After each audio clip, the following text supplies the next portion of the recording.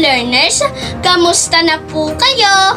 By the way, my name is Elaine Joy V. Sumook from Grade 4 Emilio Aguinaldo. Ako po ay isang SPG officer. Narito po ako upang ituro sa inyo kung paano gumawa ng paper flower. Gagawa po tayo ngayon ng bulaklak upang ibigay sa ating mga mahal na guro bilang pasasalamat sa kanila. Dahil ngayon po ay World Teachers Day. So let's start! Mga kagamitan: colored paper, gunting, glue, at lapis. Paalala lang po, grade 2 learners, mag-ingat po tayong gumamit ng gunting upang maiwasan po natin ang disgrasya. Unang hakbang, kumuha ng colored paper ayon sa gusto ninyong kulay. Pangalawa, itupi ang colored paper pahati.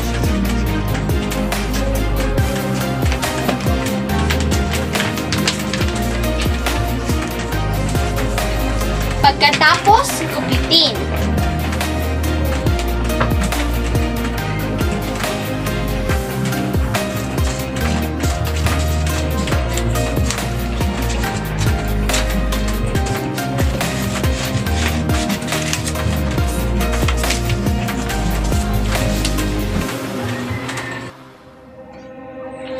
Pangatlo, kunin natin ang kalahati at guhitan ng spiral lines.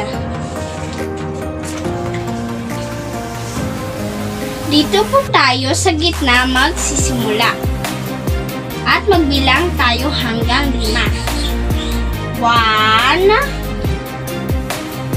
2, 3, 4, 5.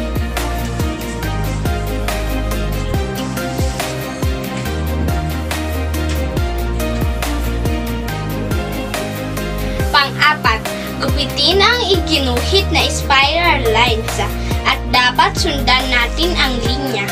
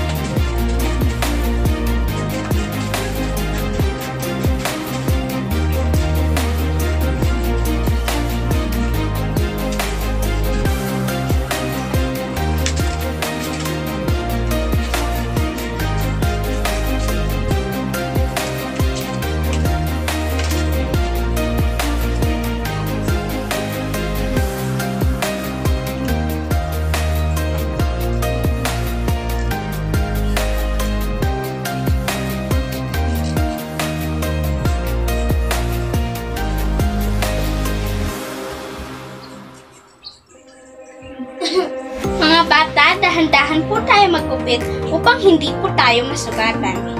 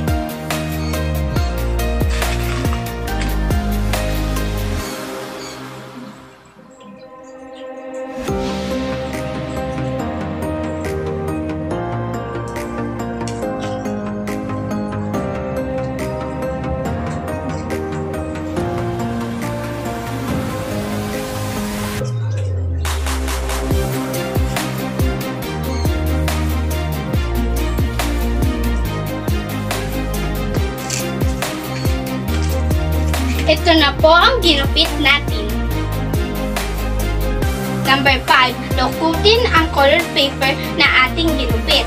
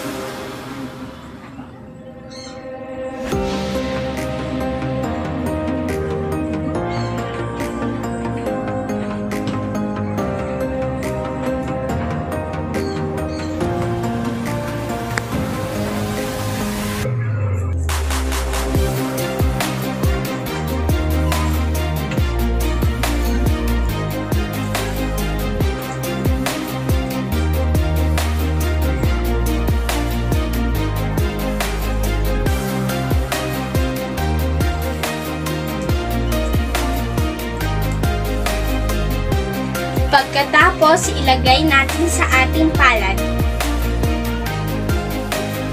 At ayusin hanggang sa mag-form ito ng bulaklak. Tapos, lagyan ng glue ang pinakailalim nito.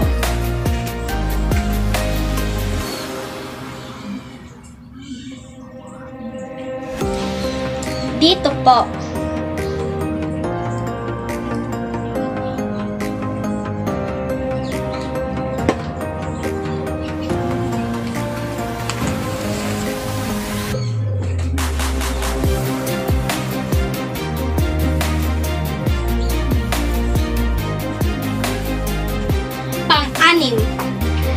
Isunod naman po natin ang tangkay at dahon gamit ang kalahati ng green colored paper.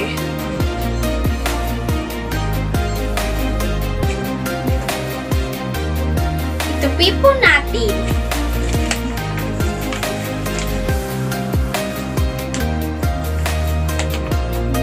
Pagkatapos, gupitin.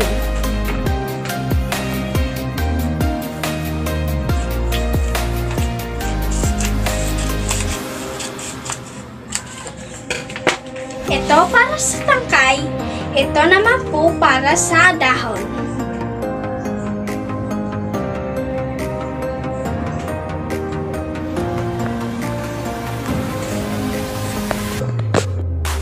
Simulan na po nating lukutin ang para sa tangkay. At dito po tayo mag-uumpisa.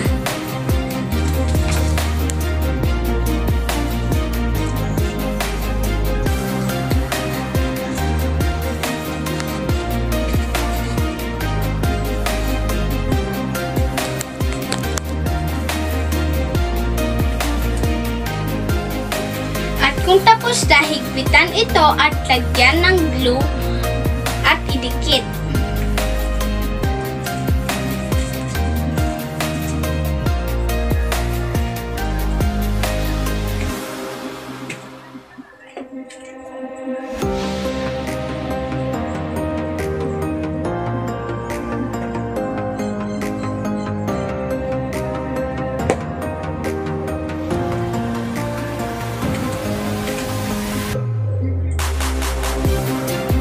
Isunod po natin ang paggawa ng dahon.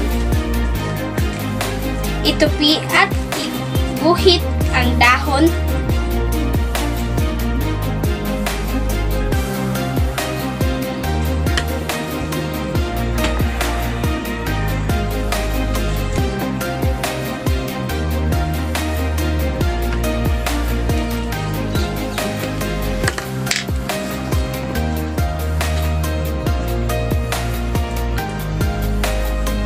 Pagkatapos, gupitin po natin.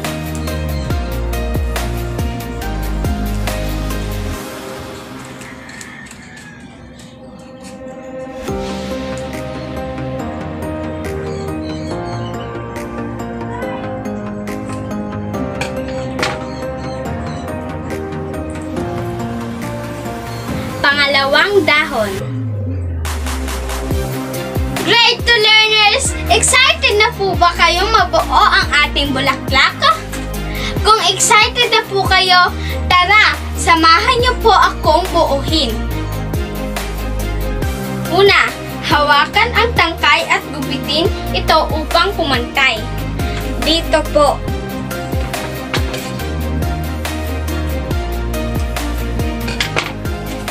Pangalawa, gupitin po natin ito ng pakrus at ayusin. Ganito po.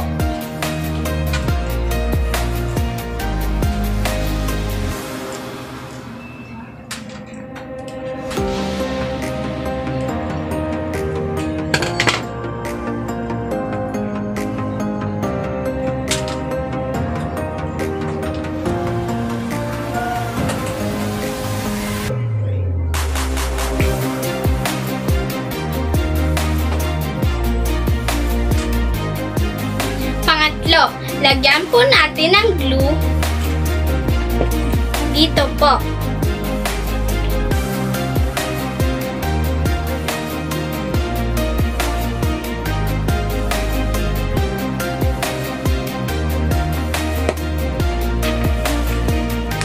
At ipatong ang ginawa nating bulaklak.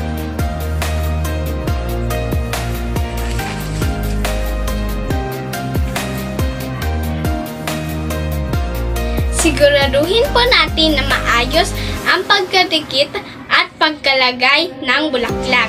Ito po, maayos na po.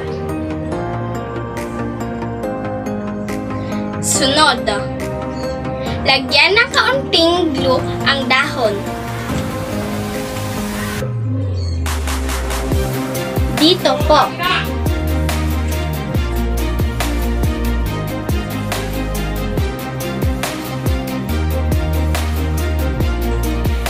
Idikit ito sa tangkay.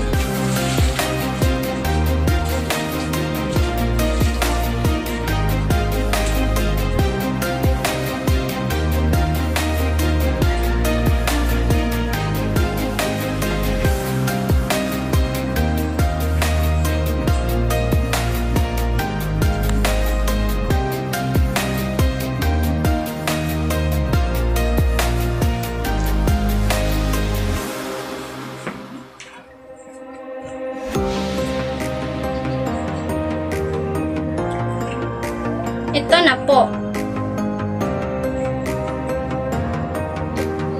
Pagkatapos, lagyan din po natin ito ng glue.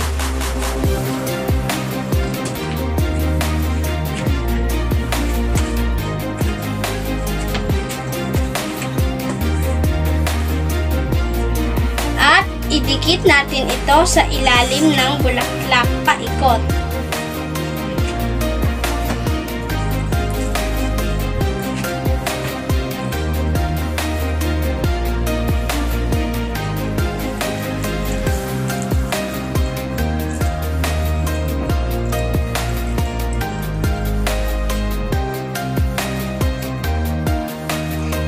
Ito na po. Tapos na po ang ating napakagandang bulaklak.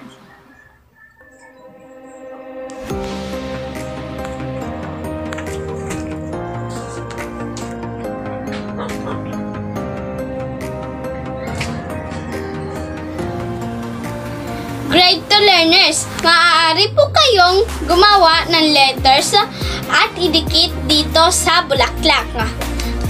Tulad nito. Sa akin, may nakasulat, Happy World Teachers Day po. Pagkatapos, ilagay ang inyong pangalan.